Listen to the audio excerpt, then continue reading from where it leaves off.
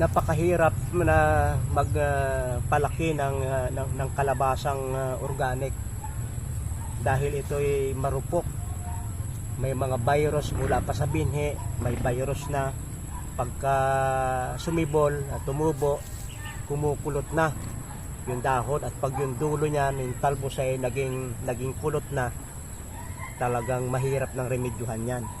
Pero may mga puno na walang sakit, may sisil na walang sakit.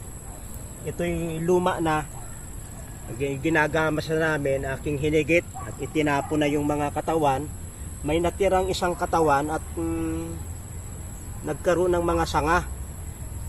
Ang ginawa ko ay ganito, oh. Ito yung una, ibinaon ko sa lupa, at yan, mayroon na yung ugat. Panibagong puno na yan. Itong isa, ibinaon ko rin, at panibagong puno na yan. Mayroon na siyang mga naging talbos na malulusog, at itong talbos naman ipinatong ko sa lupa, nilagyan ko ng lupa na buo para hindi siya matanggal, at yan, ilang araw lang ay mayroon ng ugat. Pagkatapos puputulin dito, oh, diyan puputulin yan pag may ugat na yan, at itatanim ng panibago. Dahil itong kalabasang ito ay hindi kulot, ibig sabihin ay magiging maganda kahit hindi mo bumbahin ng bumbahin, hindi mo nabubumbahin. At sa isang puno ng kalabasa na naiwan, naka-produce ako ng mga talbos, oh.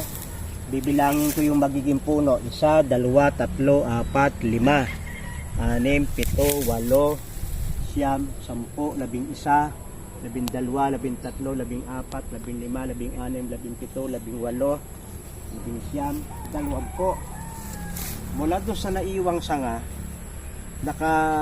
magpapasibula tayo ng 20 puno na yan ay ililipat natin. Kaya ang buto, kung may tumubo na hindi kukulot, walang virus, ay paramihin na lamang ninyo yon. Sa halip na remedyohan pa yung mga kulot na yon, na bumbahin ng bumbahin, at hindi rin naman magiging maganda, ay di pag may sumibol na kalabasa na maganda, yun ang paramihin ninyo. Kasi siya ay umuugat na itong parang kamote.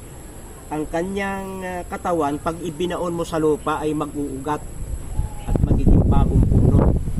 Kaya ito, sa totoo lang, yung naiwang isang sanga, ang bandar yan ng sangang yan, nakuha ko na yung marami, hinigit ko na. Hindi ko akalain na makakapagtanim ako ng napakaraming kalabasa mula sa isang katawan na matanda na nagkaroon ng magandang dahon, nagkaroon ng magandang talbos, muling gumapang. At yan, ang kalabasa pala ay hindi mahirap paramihin dahil yung kanyang mga talbos ay umuugat at pwedeng pagmula ng maraming puno, isang puno na kalabasa, magiging nanay ng napakaraming kalabasa. Maraming salamat sa inyong pagsubaybay sa Natural Wellness, si Pastor Vito.